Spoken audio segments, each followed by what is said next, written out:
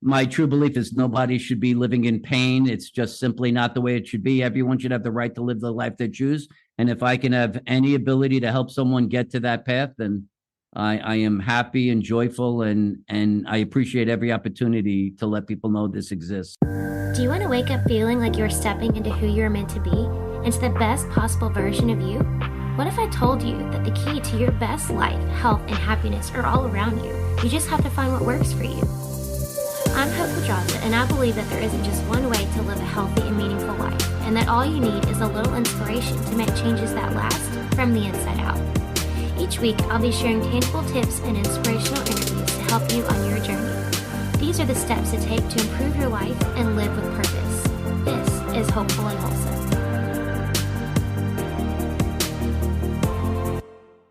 Hey y'all, welcome back to Hopeful and Wholesome. I have on the show today Dr. Mitchell Yass, and he is creator of the Yass Method, which has been utilized to resolve pain of thousands of people, including those who've had surgery to resolve their pain with no improvements afterwards. He's been treating patients for almost 3 decades with his unique approach of interpreting the body's presentation of symptoms to identify the tissue that's eliciting the symptoms versus the false premise that the cause of pain can be identified by a diagnostic test like an MRI. We are diving deep into chronic pain, and y'all, this man's energy is so infectious. Like, I love this conversation. I just loved him as a human, and you'll see what I mean when we jump in.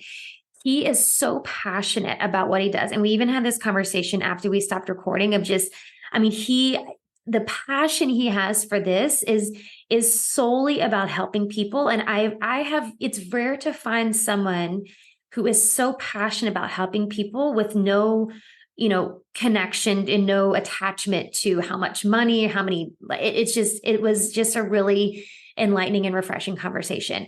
And he is really changing lives. And we're going to talk about chronic pain and really things like, we talk about the MRI. He talks about why the MRI really doesn't identify the cause of pain and why so many people, especially Americans, but so many people are dealing with chronic pain because they're going about it the wrong way. And really how he works to reduce common chronic pain. And he's literally changing people's lives who have gone to doctors and tried all the methods. So this is a really fascinating conversation, y'all. And I'm excited to share this with y'all so that you can share this method with other people who are interested in stopping chronic pain. All right, y'all, let's jump in. I'm here with Dr. Yass, and we are talking about chronic pain today. Which I really like this conversation because, Dr. Yass, I have a lot of clients who come to me with chronic pain, and getting to the root cause can be tricky. So I'm excited to hear you've been doing this for a long time. So I'm excited to hear your take on this. So thanks so much for joining us today. Thanks for having me. I think my approach is extremely unique. It's outside the medical system. So I think people will hear an alternative choice that they can take in terms of how to properly diagnose and treat their pain, right? Which is at the core of where chronic pain is from. Is just not the proper diagnosis. Yeah, exactly. So let's kind of start with the basics. Can you just explain kind of what the difference is? I guess explain what chronic pain is and how that's different from more like acute kinds of pain. Sure. So chronic pain is nothing more. It's not different than acute pain, other than the fact if the pain has lasted more than 3 to 6 months, it is now defined as chronic pain. It has nothing to do with the intensity or the severity of the pain. Gotcha. It's simply pain that is somewhat consistent that has lasted more than 3 to 6 months. Mm-hmm. So if you want to understand what acute pain is, the Planet medical system will tell you, well, the MRI will identify structural variations like herniated discs, arthritis, stenosis, meniscal tears, labral tears, all these structural variations. And they will assert that since these structural variations are identified for the first time at the time of your pain, they are asserted to be the cause. Right. That is what is known as correlative theory or junk science. It is the equivalent of saying, if I open my front door when the sun rises, I could say opening my front door causes the sun to rise. So, that analogy. For instance, let's say that you had back pain.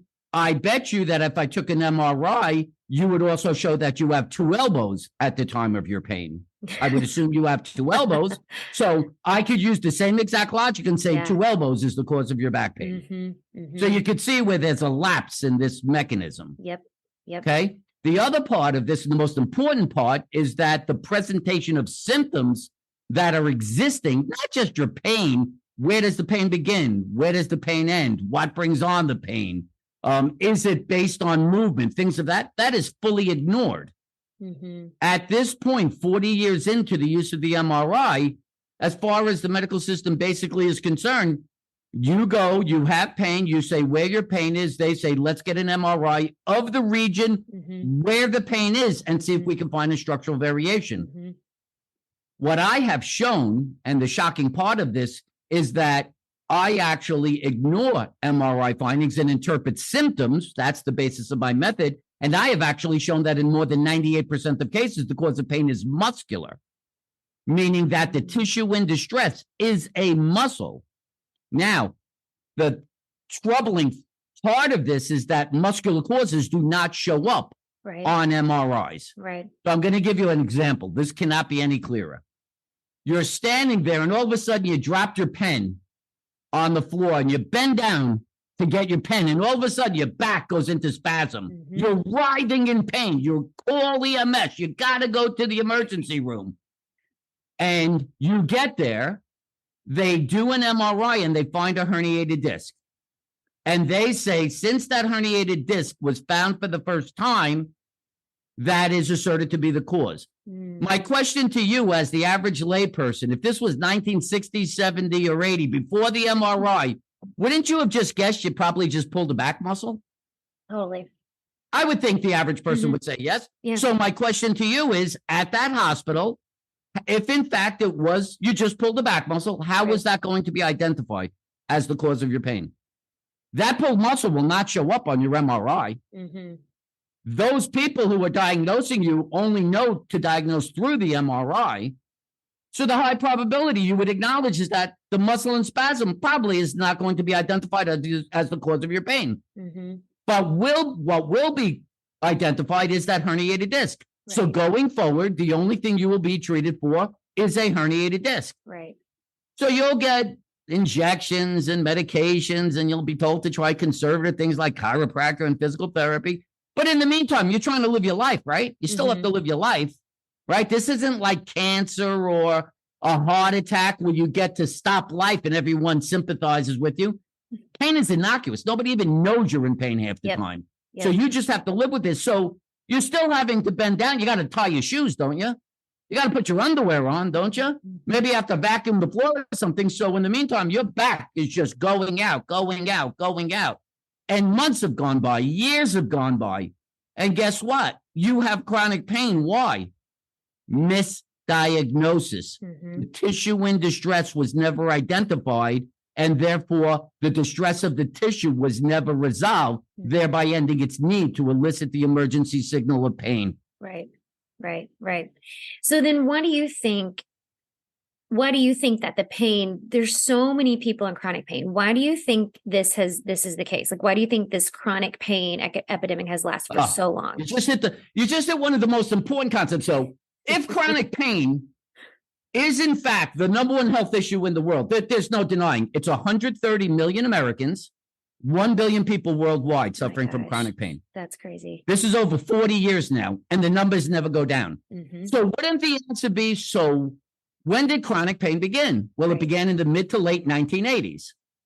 It never existed in the history of mankind. So what was the trigger of chronic? Well, if this was 1960s or 70s, what age population most likely suffered with pain? Well, it was the elderly, specifically retired elderly. What happened? Remember the idea? I'm stopping work. Now I'm going to sit on my rocking chair, right? And I'm not going to do anything. Oh, well, that's interesting because that sounds like there must be a muscular deficit developing because you're not utilizing it. But even then, they were told they had rheumatism. That was that rheumatism. It was this magical thing. Everyone gets rheumatism. So back then, it was only retired people. All of a sudden, in the mid to 1980s, what happened? The advent of automation, technology, phones, computers. A classic example. If this was 1960 something and I owned a farm and I had to see if all my sprinklers were working, I would go out on a tractor. Right. Have to ride the entire length of all my sprinklers. Well, in 2023, trust me, you've got a computer-generated sensor system, and I sit on my ass looking at a computer waiting for a red alarm to go on. Yep. Right? You're probably too young to remember this, but there was a time when you wanted money out of a bank, you had to go and there was a person sitting there. Right? Now we use an ATM. What's the number one job in the world? IT. By far. What do? You sit on your ass for 10 to 12 hours a day playing on your computer, right? Working on your computer, right? So what you see is that everybody begin to no longer do things manually. When you sit for a while, there's two primary muscles, a muscle on the side of your pelvis called the gluteus medius and a muscle in your butt called the gluteus maximus. They are for standing upright and for stability with weight bearing. When you stop using them, they weaken. Now, all of a sudden, when you have to work against gravity, because we live in a gravitational environment, so all activity is done against the force requirement of gravity.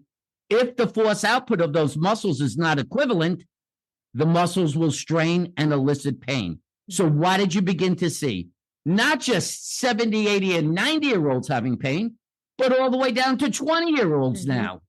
So that was the advent of the meteoric rise in the number of people of suffering with pain. But why chronic pain?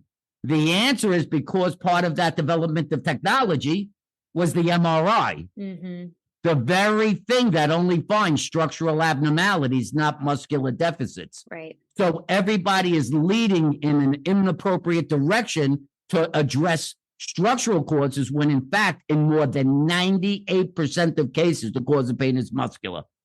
That's crazy. That's a huge percentage. Now, you specifically mentioned the gluteus medius and the maximus. Yes. Do you find that with the majority of chronic pain cases, do you find that that's where it stems from? Is it's the posterior train, it's the glutes, or do you find that there's other? What's your experience? So here's an important thing to understand about being a human being. We're on two legs. And the ability to stand on two legs and function properly is based on your pelvis. And your pelvis must be maintained level. When your pelvis is level, the distance from your hip joint to the floor on both sides is equal. So if I put force plates down, you are weight bearing 50-50. The only way for that to be sustained is if the gluteus medius muscles on both sides of the pelvis have equivalent force. If one weakens more than the other, your pelvis is no longer level and one side will be higher than the other. On the higher side, the distance to the ground is greater, thereby meaning there is less weight bearing on that side. Right. So suddenly, instead of being 50-50, now you're 70-30. So either you're going to excessively weight bear on the foot that's closest to the ground, or as you go to step to the one that's higher, the distance that foot has to travel to the ground is increased, and an increased load is created that is not designed for the muscle to absorb, and that could lead the muscle to strain. So basically, I'm telling you now, back pain, hip pain, gluteal region pain, knee pain, ankle pain, foot pain, if it's single-sided, is guaranteed to be stemming from weakness of a gluteus medius muscle.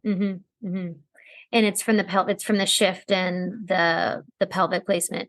And so my brick and mortar business is a Pilates studio. So we do a lot with pelvic stability, lumbar pelvic stability, balancing out all of those things.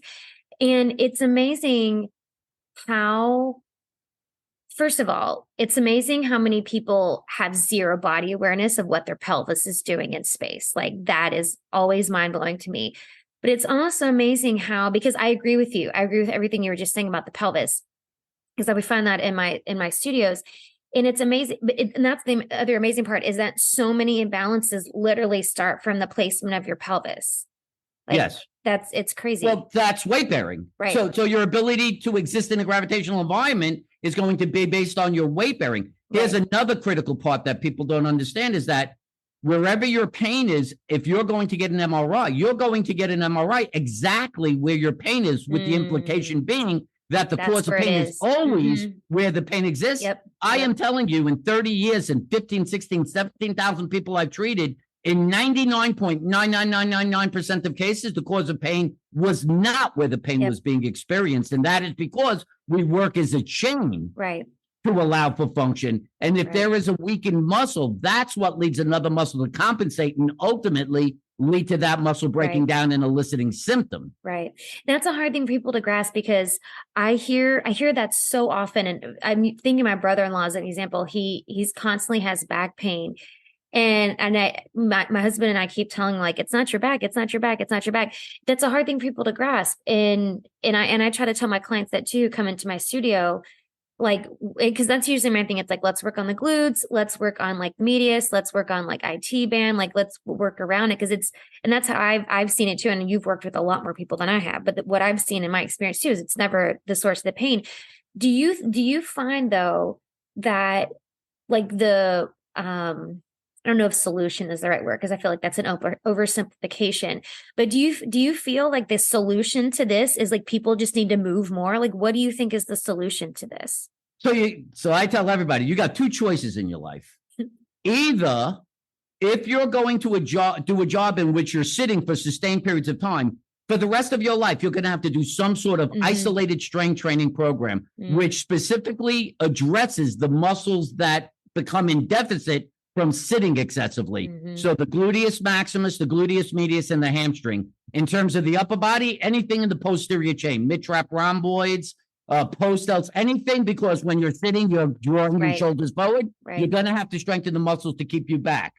So you have a choice to do this kind of universal, generalized exercise program for these potential deficit muscles, or go become a farmer again. It's your choice. You either be a sweeper, do something where it is manually based, multi-directional, where all your muscles are being integrated into the activity, which sustains the strength of the muscle, and that therefore they don't break down and elicit pain. It's your choice. That's what I tell everybody. This is America. I'm sure it's not Russia. I'm pretty sure. And so everyone gets to choose what they want. And you got a choice. But if you plan on doing IT, or doing jobs where you're sitting a lot, or recreational activities that don't require weight bearing, you better be prepared to do a strength training program, or you are eventually going to have pain. Right. Yeah. And I think like, you're just confirming the adage that everybody says now that sitting is the new smoking, right? That this is leading to so many issues in the world and with our health, because it's not just chronic pain. Like there's other things, right, that happen. But I think the other thing that I find is that people think, like people who have a sedentary job think like, oh, if I just go, work out for an hour, but then I'm sitting for the other 7 hours of the day, like that 1 hour of working out, I'm using air quotes, working out is going to like negate the 8 hours you spent sitting. Like I just feel like it's so much more than just, oh, let me go to the gym for an hour. So here's the thing that will make me slightly different than you. Yeah. And that is the premise that there is no such thing as bad activity. Activities are what anyone wants to do. And if sitting is a requirement, then so be it. Sure. The question is, can you condition yourself? Right. Now, when you talk about going to a gym for an hour, the average person's going to a gym for an hour is not my idea of what I do. Yes, so agreed. I will identify 3 to 4 key muscles, and I will find the appropriate resistance necessary to cause that muscle to adapt to greater and greater resistances until their force output allows me to do that activity without the muscle breaking down and straining. So someone comes to my facility in Jacksonville, Florida, they leave here freaking exhausted. Yeah. After doing 4 exercises. They have had the shit kicked out of them, right? Because I am finding the appropriate resistance. So it must be understood. And this is another big thing no one understands. Everyone thinks doing exercise makes you stronger. The actually performing of the mechanism. The mechanism is nothing more than a way of isolating individual muscles. Right. If you are not causing that muscle to progressively adapt to greater and greater resistances, you are wasting your time. Totally. And to know if you found the right resistance, then you should be able to do your activities without symptom. So in terms, and this is another part of the problem. So people will say, okay, let's say you have back pain with sitting. Let's say that's your issue. You get back pain with sitting and you sit for 7 hours a day. I would suggest that your problem is in most cases that your quads and hip flexors are too strong in relationship to your glute max and hamstring. And that is because everything you do is in front of you. You walk forward, you go up and down stairs, you sit and stand in front. So that's why those muscles are stronger and bigger. So if the person says, I'm going to do a general fitness program and I'm going to strengthen my quads and my hamstrings, my glute max and my hip flexors, because I'm going to do everything that I'm supposed, because I'm supposed to be generalized. Well, you're sustaining the deficit and balance of your muscles, and you're probably going to do nothing to help yourself. So you would have had to have recognized that the answer was, if you want to do some basic stretch of your quad and hip flexor, that's fine, but you're going to have to be aggressive in your ability to strengthen the glute max and the hamstring. So it's not enough to say you're going to exercise. You have to have an extremely good understanding of which particular muscle you need to exercise. And to be honest with you, people oftentimes go for therapy and all these other things. And the reality is, this understanding of balance and isolation, and if there's pain on one side, only working one side, it's really not understood. So the person goes seeking treatment. They never see a resolution of their symptoms, and they're confused why. And the answer is because you just didn't do the right thing. That's it. Right. So when somebody has symptoms, like somebody has pain or whatever, how do you help them identify what the cause really, because like you were saying before, it's not where the source of the pain is, right? So how do you help them identify what the cause of the pain is? So symptoms are the key. So let's go back to our friend who dropped his pen and had his back pain. So let's say he was told he has an MRI, got some epidural nerve block, did all this, blah, blah, blah. Nothing worked. And he shows up at my facility. So here's an important thing to understand. Muscles aren't just responsible for function, for doing stuff. They are representative of posture.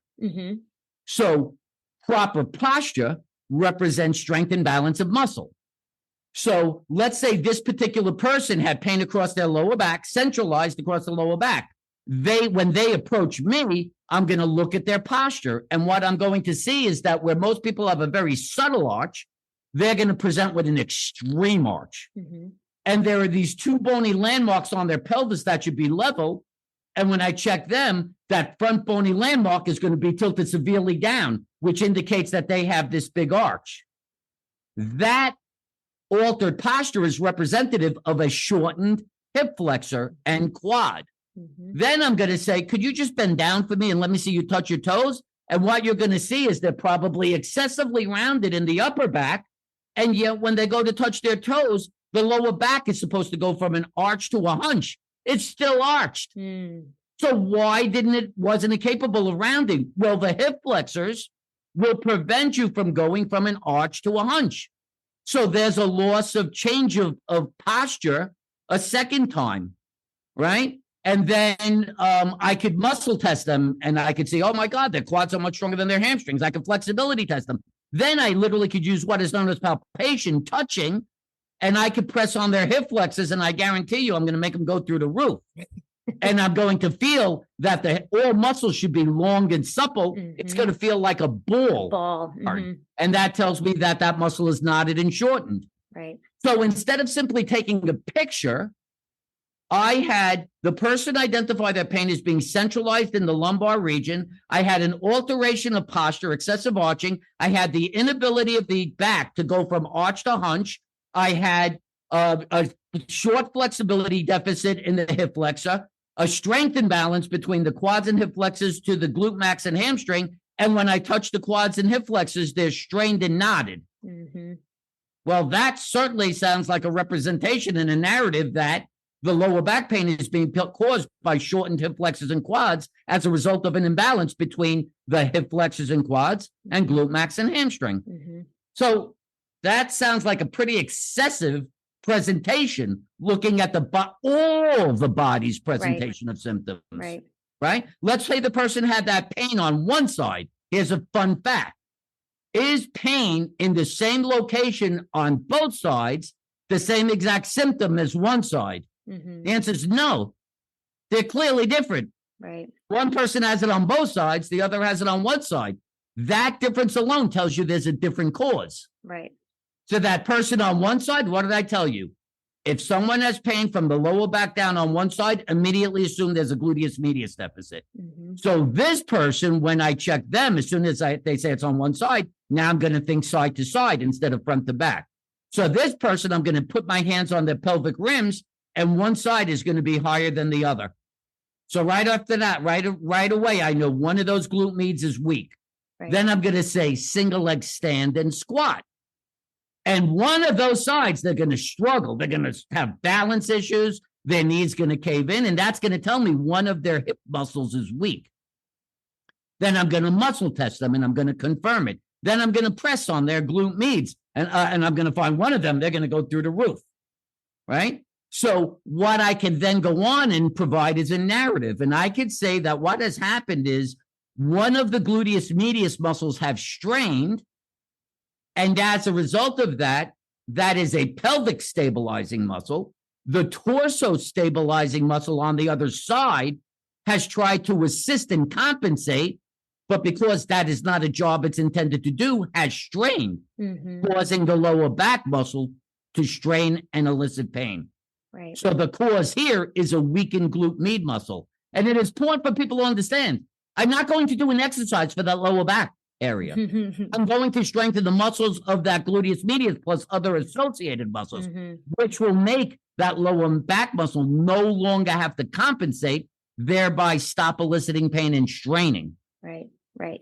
How much do you find in, this is a personal question again, because I do Pilates and I've done Pilates for 20 years.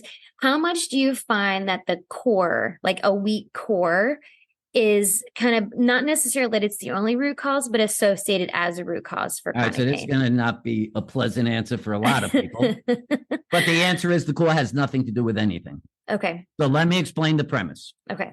So when we're talking about core, people are typically talking about the abdominal sheath and the lower back as the core. Right. Okay. So first of all, there is a massive, massive natural imbalance. If you took a cross-sectional MRI, this is the thickness of your lower back muscles, and this is the thickness of the abdominal sheath. There is a natural imbalance. So for anyone who says, oh, the abdominal sheath plays a role in back stability, just go to New York, stand on Fifth Avenue, and take a look at the lovely people walking by.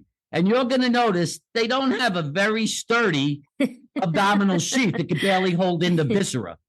Yet none of these people have lower back pain. And the answer is that the abdominal sheath is really designed to do nothing more than sustain the abdominal viscera in the abdominal cavity. That's why it's there. The purpose of that not having ribs all the way down is that you need mobility. That's why it's open, and that's why you have a muscle there. So now let's take the other concept. A lot of people say, well, let's strengthen the low back muscles. Everyone's doing back extension. Right.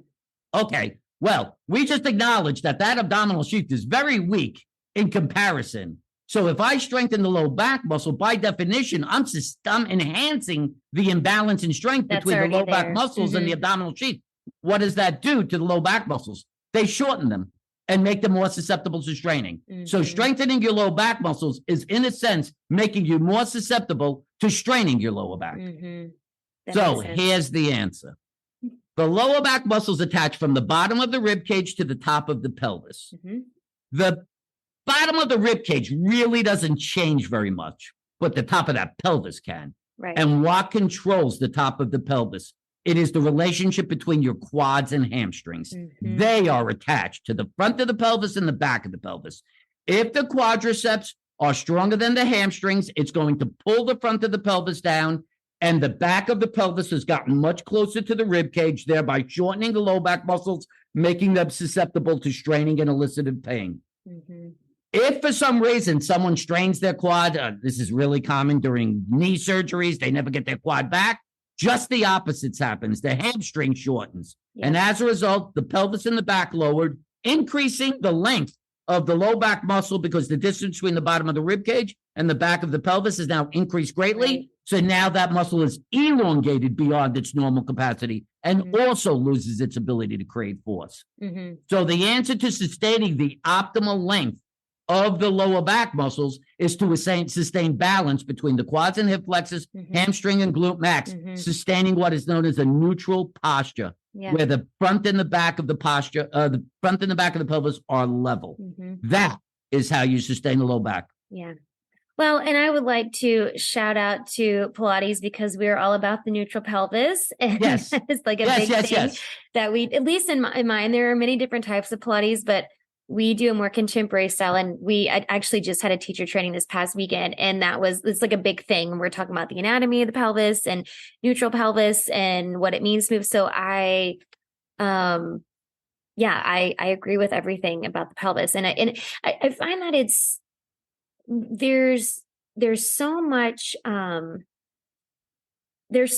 that's not. What am I trying to say? I just don't think we focus on that enough. I think we think about, look, I need to get my hamstring strong, my quad strong, whatever. When at the core of it, it's the pelvis, the pelvic placement. Like that's the bottom line. So the reality is gravity is pushing down on you. Right. I have found that the primary reason most people have pain is primarily because the force lines that are supposed to be running directly through your bones have shifted because there is weakness or imbalance, either front to back. Mm-hmm. So the person who has the big anterior tilt and the arch, Mm-hmm. their center of mass is slightly forward, which is Right. to say their ear is in front of their ankle. So by definition, instead of gravity running through the top of my head, it's actually running through the back of my head. Mm-hmm. So if I was to be paralyzed, which way would I fall?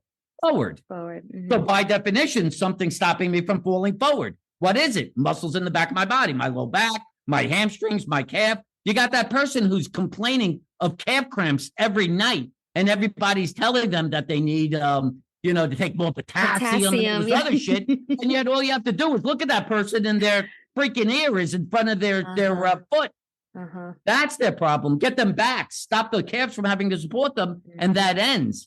So the same concept with the side to side. If that glute med is weak, you will no longer weight bear through your thigh, your shin, in the middle of your foot. You're going to weight bear on the inside of the foot.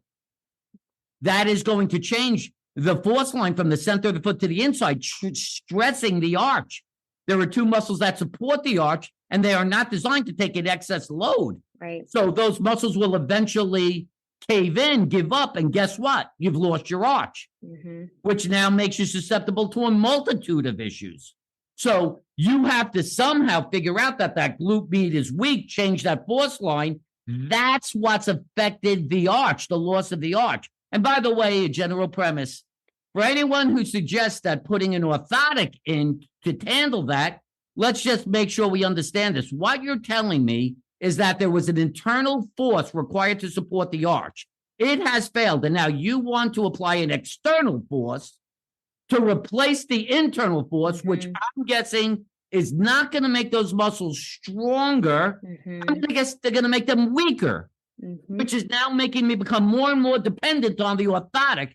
And I think it's hard to wear an orthotic at the beach, or maybe taking a shower, or you're wearing certain kind of shoes. So my suggestion is let's hold off on the orthotic, understand why you lost your arch, correct the Right. muscular deficits, and then you need nothing. Yeah. The way you had been prior to the deficit. Right. Exactly.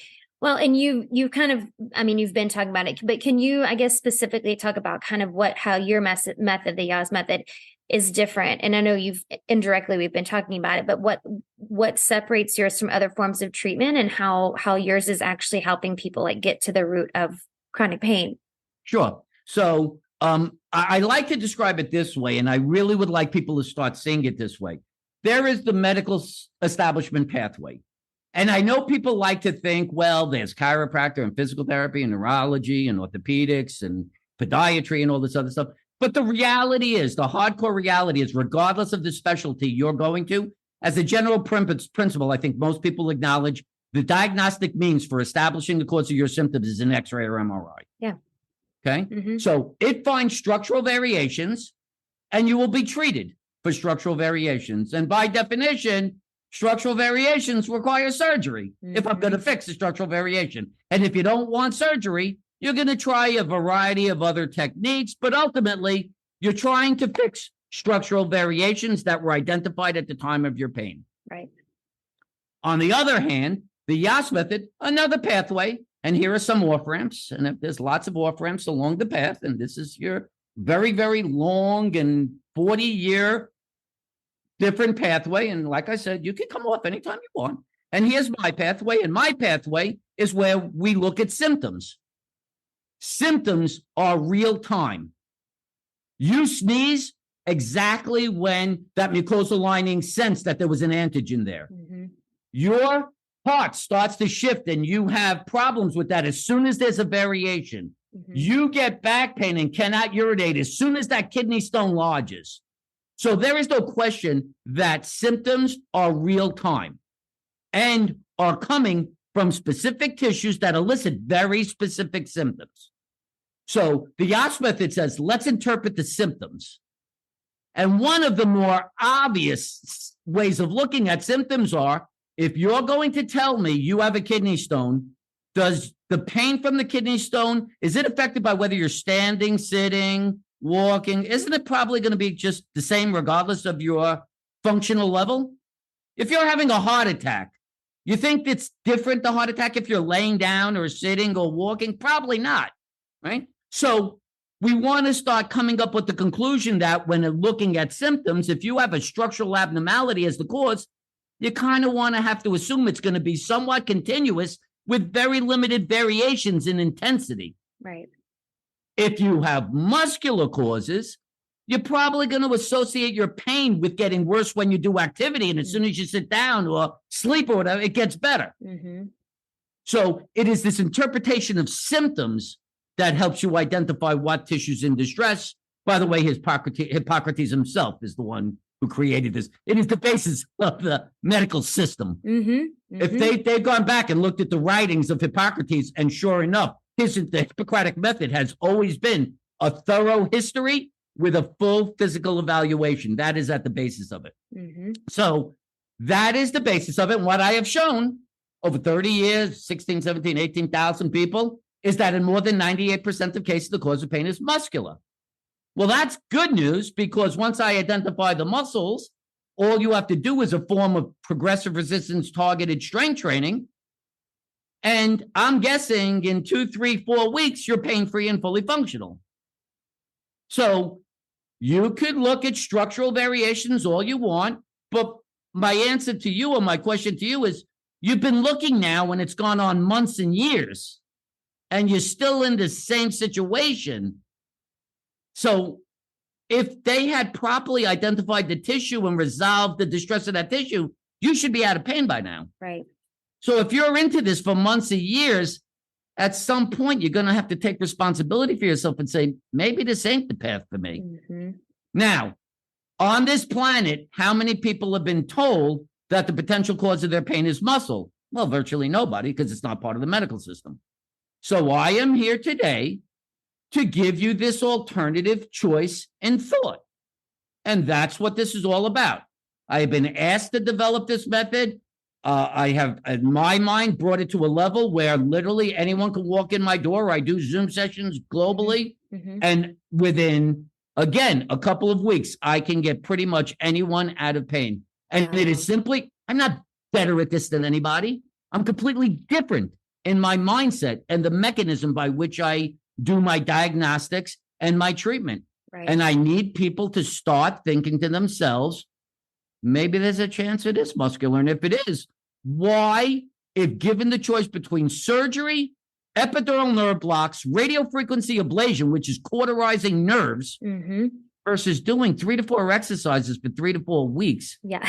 Why wouldn't I try that first, no matter what? Right. Totally. Yeah. No, I love that. I love that method. So when people come to you, are you, just in terms of the experience you have with helping people overcome their pain and stuff, like, are you helping, I mean, assuming you're helping people avoid like surgeries and procedures like you were just talking about, but are you helping people, because there's a lot of people out there who are looking at like their options are really serious, like spinal surgeries. Like, are you helping people avoid these really intense, like invasive procedures that they've been able to completely reverse the pain from doing this method? So I would say over 18 years, it's in the thousands. That's thousands crazy. of people that were scheduled for fusions, joint replacement, all of it that have never gotten. I'm going to give you a really, really good example. Yeah, I love this example. This just happened like 2 days ago. Guy calls me from Mississippi, I'm in Florida, and says, I am having massive pain from my shoulder blade all the way down my arm to my pinky and ring finger. This has been going on for months. I can't, when I'm working and this happens, I got to go just lay down. I can't function like this anymore. I tried physical therapy a couple of times. It didn't work. Epidural nerve blocks, that didn't work. I've been told I got an MRI. It's from a cervical. They found a cervical herniated disc. It's impinging on a nerve root. That's what's causing it. And I need surgery. I went online. Somehow I found a YouTube video of yours, and it sounded like maybe it's worth calling you. So I called you. So I'm literally on the phone with the guy. Now, this is how I do this. I say, so you're being told that you have a nerve root that is so excessively being compressed in your cervical spine that it is creating the symptom. So I'm guessing you must have massive, massive neck pain. You must have massive neck pain if this is so compressed. And he says, no, I don't have any neck pain. Oh, you don't have any neck pain. That's what? You can't move your neck at all, right? You probably can't drive because you can't move your neck, right? And said, no, I don't have any problem with my range of motion. So I said, so let's just stop a second. Let's take a pause and think logically. Yeah. You're being told that the cause of this pain is coming from an area where the compression is so great, but you have no pain and no loss of range of motion. Does that sound like that makes sense to you? And he said, no, okay. So now I want you to Google this. Serratus anterior trigger point chart. What nobody on this planet knows is that nerves aren't the only thing that refers symptoms. Muscles do. And I don't mean the muscle triggers a nerve. I am saying the muscle elicits the pain. How do you know that? Because what is the symptom of a heart attack? Pain where? At the chest and the left arm. Do you think if I opened up your heart, you're going to find a nerve passing through there? No, it's the heart muscle itself is doing it. It's a muscle. Right. So I say, look at the picture, and there are X's right here, and it shows the pain running right down to the pinky and the ring finger. And he said, it's weird that you say that because my pain begins at my shoulder blade. I said, well, that's kind of weird because the serratus anterior actually attaches to your shoulder blade. And he said, oh, and it does seem that when I move my arm, that's what brings it on. I'm working and I said, oh, wait a second. That muscle stabilizes the shoulder blade during shoulder function. And I literally did this with him. And I said, okay. And I'm on the phone so far. I just said, listen, I've just given you two alternative theoretical bases for your pain. Which do you think makes more sense? And he said, well, clearly what you're saying is complete. And I see the picture and everything. So I said, okay, so why don't you make it a schedule appointment? Let's do some exercises. Let's correct the imbalance. And in a few weeks, this will be done. So he makes the appointment. And I saw him a couple of days ago. And he came, and that's how his shoulder looked. And I did 4 or 5 exercises with him. And when I was done, it looked like this. Wow. One series. Crazy. And I am telling you now, in 3 to 4 weeks, this is done.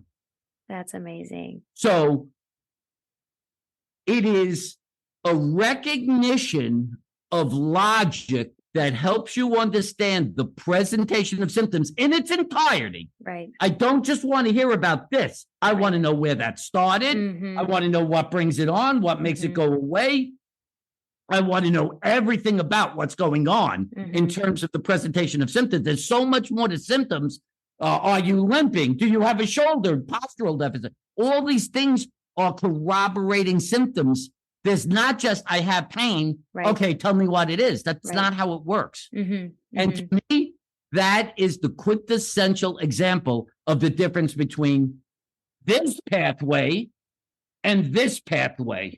And I assure you, that guy took the off-road and he will never go back there again. Yeah, for sure. Yeah. You see the logic of it? Yeah, totally. Yeah, that's what I was going to say. I mean, it really is, it's just the slightest shift in perspective on how you're looking at things. I mean, that's all it is. It makes complete sense. So, I mean, 18 to 17, 18, I mean, I've been doing this 30 years. I mean, I could do this out I could literally, you could close my eyes, send me to any country in the world, put me down on the street, and I can end anyone's pain that comes in front of me. You got to assume it's 98% the cases, right? Yeah, so I know this is what it is, but nobody else knows. Yeah. So here's what this is all about. I need the Yass method to eventually have what I describe as cultural equivalency. It isn't going to be, I'm not going to win the hearts and minds over these high-level theoretical things. This is about outreach. Right. I live in Jacksonville, Florida. I'm about to start my own radio show, an hour-long live call-in radio show. My opinion is that within, I don't even think it's going to be 3 to 4 weeks, all of Jacksonville. And by the way, it's live and the radio station has an app, so anyone can hear this anywhere in the world. And you could actually stream it on YouTube. They have a live stream. It's perfect. So if you go on YouTube, it's 1010XL, and you could just literally watch us doing the show. I am going to explode awareness of this thing that I do. And I have this facility here. My opinion is that in a very short period of time, a month or 2 months, I say people will be talking about their pain and they're going to be saying, so I was referred for an MRI, and someone's going to say, well, what about that Yass method? I mean, that guy just talks about muscle as the cause and you're better in a few weeks. Why don't you try that? And the person's going to say, yeah, right. I've heard the guy. It sounds like it must be real. So, okay, I'll try it. That's cultural equivalency. When that happens, it's game over. Who do you think is going to win this war at the end? The guy who recognized that there is a chronic pain epidemic and it's etiology, right? Or the people who are just doing this standard of care, which they develop. Oh, by the way, does everybody understand this concept that the MRI was developed to identify tumors in the brain? It was never designed to identify the cause of pain. It was designed to find tumors in the brain. But you have to understand the logic. It's $1 million for the machine. Right. How many people are walking around with a presentation of symptoms that say, shit, I think there's a tumor in the brain? Well, with $1 million machine, you ain't going to let it just sit there, right? So my suspicion is somehow they just kind of got a secondary patent and boom, it went in. Right. But that is my belief. My belief is I am on the path, the awareness portion of this path I've been asked to go on to where I am going to get cultural equivalency. And at that point, I'll start opening places, or I already have a certification program. I'm ready to go with people. I will start opening places and we will take control of the issue. And I don't mean, I always have a tendency to talk about a revolution, a people's revolution, but this is not a violent revolution.